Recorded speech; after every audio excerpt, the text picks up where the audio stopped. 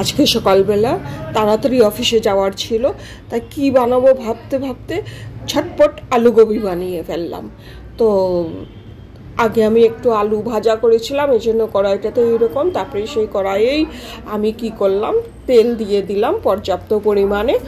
তেলটা একটু গরম হতে দিলাম। গরম হবার পর এখানে আমি দারচিনি, এলাচ, লং এসব দিয়ে দিলাম, তেজপাতা দিলাম।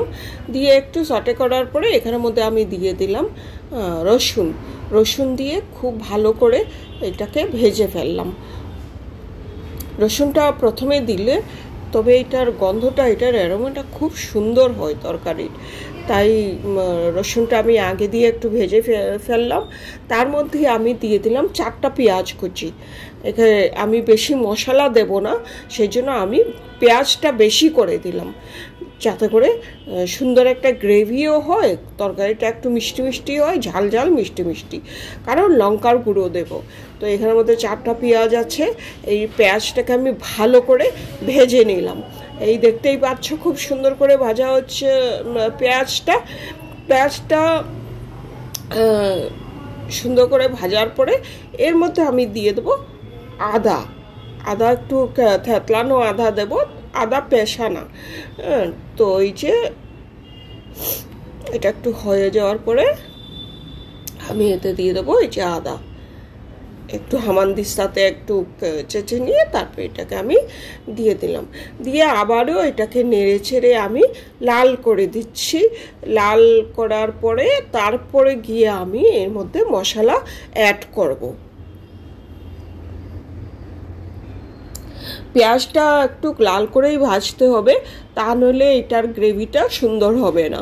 তো এটা এই যে ভাজা হয়ে গেছে, এরপর আমি এতে একে একে দিয়ে দেবো মশলাগুলি।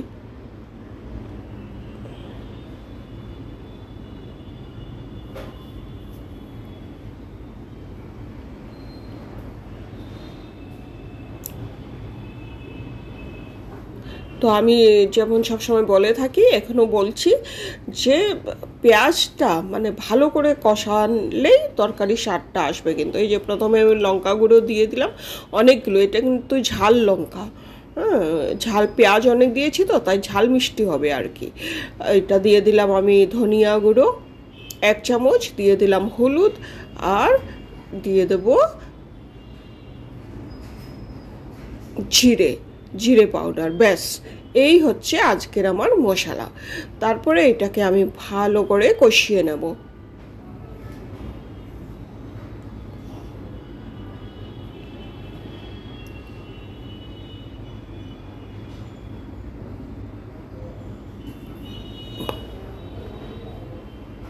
মশলাটা ভালো করে কষাতে হবে কিন্তু।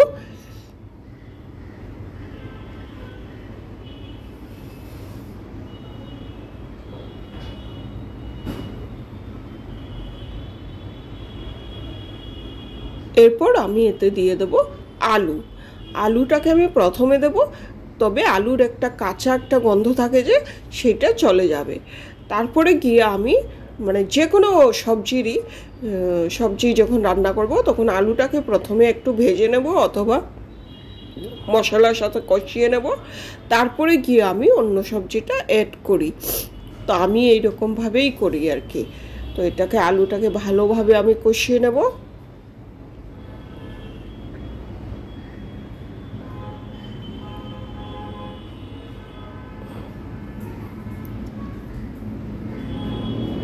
এখনই কত সুন্দর একটা কালারও এসেছে, আর সুগন্ধ তো খুবই সুন্দর বেরোচ্ছে।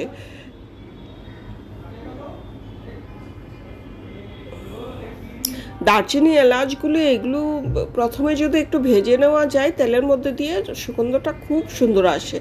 তারপরে আমি রসুনটাও আগে ভেজেছি, সেটারও একটা অ্যারোমা আছে, আর পেঁয়াজ তো আছেই।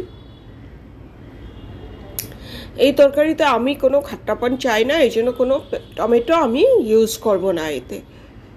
তো এটা হয়ে গেল আমার সাতলানো ভালোভাবে। এরপর আমি এতে দিয়ে দেব নুন, দিয়ে দেব স্বাদ অনুসারে,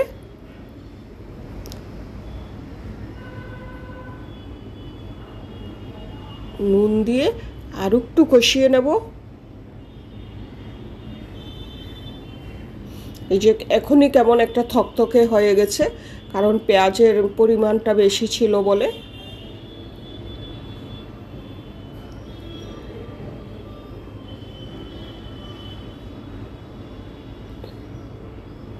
এরপর আমি এতে দিয়ে দেবো ফুলকপি দিয়ে দিলাম, দিয়ে আবারও এটাকে ভালোভাবে কষিয়ে নেব।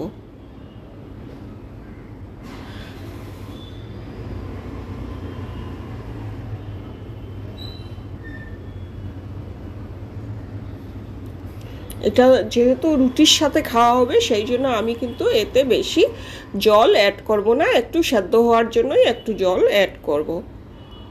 দেখেন কালারটা কত সুন্দর হয়েছে। এটাকে একটু মজে যাওয়ার জন্য একটু ঢাকনা দিয়ে রাখবো 2 মিনিট। 2 মিনিট পরে এই যে উঠিয়ে এটাকে আরও একটু নাড়াচাড়া করে একটু জল দিয়ে দেবো। জলটা কিন্তু আমি গরম দিচ্ছি, যে কেটলতে আমি গরম করে নিয়েছিলাম জলটা, তাই আমার আর কোনো অসুবিধা নেই। আর গরম জলটা দিলে কিন্তু তরকারির স্বাদটা সেরকমই থাকে, কোনো চেঞ্জ হয় না। তো এটা সেদ্ধ হওয়ার জন্য দিলাম জলটা, এটাকে এবার আমি ঢেকে দেব।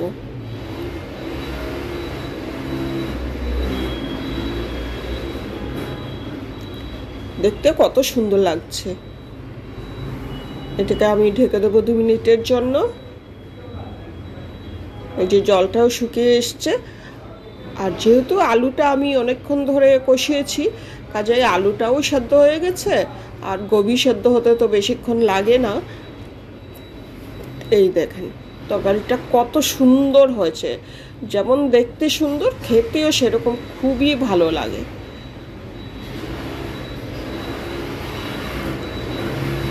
সামনের থেকে একটু কেমন, সামনে ক্যামেরা নিলে একটু কালারটা কেমন লাগছে, দূর থেকেই মানে আসল সবজির কালারটা বোঝা যাচ্ছে।